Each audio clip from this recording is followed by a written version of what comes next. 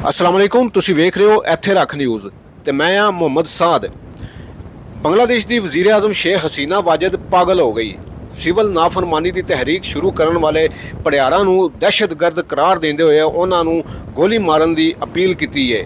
ਦੂਜੇ ਪਾਸੇ ਬੰਗਲਾਦੇਸ਼ ਦੇ ਆਰਮੀ ਦੇ ਚੀਫ ਜਨਰਲ ਵਕਾਰੁਜ਼ਮਾਨ ਨੇ ਆਪਣੀਆਂ ਫੌਜਾਂ ਨੂੰ ਹਦਾਇਤ ਕੀਤੀ ਹੈ ਕਿ ਕਿਸੇ ਵੀ ਹਾਲਤ ਵਿੱਚ ਆਵਾਮ ਦੀ ਜਾਨ ਮਾਲ ਤੇ ਰਿਆਸਤੀ ਅਦਾਰਿਆਂ ਦੇ ਤਹਫ਼ੁਜ਼ ਨੂੰ ਯਕੀਨੀ ਬਣਾਉਣ।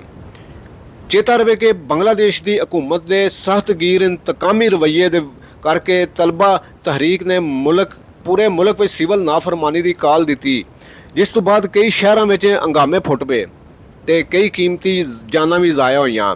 ਭੜਿਆਰਾਂ ਨੇ ਆਪਣੇ ਗ੍ਰਿਫਤਾਰ ਸੰਗੀਆਂ ਦੀ ਰਿਹਾਈ ਵਾਸਤੇ ਅਤੇ ਦੂਜੇ ਮੁਤਾਲਬਿਆਂ ਵਾਸਤੇ ਹਕੂਮਤ ਨੂੰ ਅਲਟੀਮੇਟਮ ਦਿੱਤਾ ਸੀ।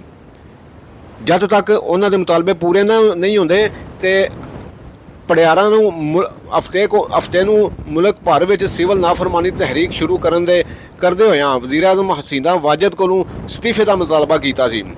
ਐਤਵਾਰ ਨੂੰ ਹੰਗਾਮਿਆਂ ਵਿੱਚ ਡਾਢੀ ਸ਼ਿੱਦਤ ਆ ਗਈ। ਇਸ ਹਵਾਲੇ ਨਾਲ ਬੰਗਲਾਦੇਸ਼ ਦੀ ਵਜ਼ੀਰ ਆਜ਼ਮ ਸ਼ੇਖ ਹਸੀਨਾ ਵਾਜਦ ਦਾ ਬਿਆਨ ਸਾਹਮਣੇ ਆਇਆ ਹੈ, ਜਿਸ ਵਿੱਚ ਉਹਨਾਂ ਨੇ ਕਿਹਾ ਹੈ ਕਿ ਸੜਕਾਂ ਉੱਤੇ ਪਿੱਟ ਸਿਆਪਾ ਕਰਨ ਵਾਲੇ ਭੜਿਆਰਾਂ ਨੂੰ ਭੜਿਆਰ ਨਹੀਂ, ਉਹ ਦਹਿਸ਼ਤਗਰਦ ਨੇ ਜਿਹੜੇ ਮੁਲਕ ਨੂੰ ਡਾਵਾਡੋਲ ਕਰਦੇ ਹੋਏ ਨਿਕਲੇ ਹੋਏ ਨੇ। ਅਸੀਂ ਆਮ ਵਤਨਾਂ ਨੂੰ ਅਪੀਲ ਕਰਨੇ ਆ ਕਿ ਇਹਨਾਂ ਦਹਿਸ਼ਤਗਰਦਾਂ ਨੂੰ ਸਖਤੀ ਨਾਲ ਕੁਚਲ ਦੇਣ। ਆਲਮੀ ਖਬਰ ਰਸਾਂ ਅਦਾਰੇ ਦੇ ਮੁਤਾਬਕ ਬੰਗਲਾਦੇਸ਼ ਦੇ ਆਰਮੀ ਚੀਫ ਵਕਾਰੁਜ਼ਮਾਨ ਨੇ ਆਖਿਆ ਕਿ ਫੌਜ ਆਵਾਮ ਦੇ ਇਤਮਾਦ ਦੀ ਅਲਾਮਤ ਹੈ, ਉਹਨੂੰ ਠੇਸ ਨਹੀਂ ਪਹੁੰਚਾਵਾਂਦੇ।